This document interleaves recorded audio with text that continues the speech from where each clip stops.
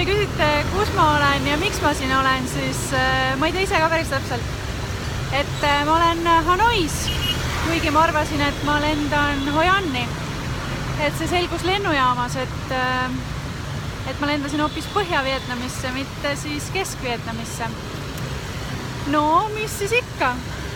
Ütleme nii, et elu on seiklus.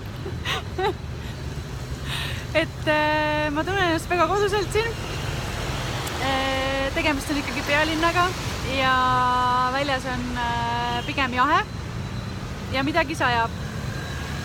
Liiklust on ka kõvasti ja ütleme nii, et põnevust jagub.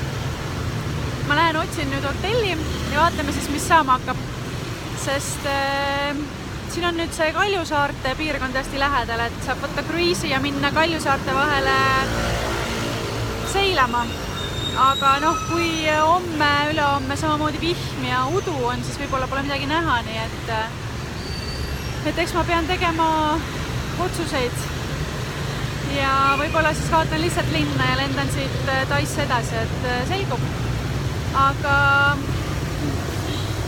hakkan siis oma ohvritega ja aabudega ja kuskile poole minema. Et ma loodan, et varsti kohtume. Ciao!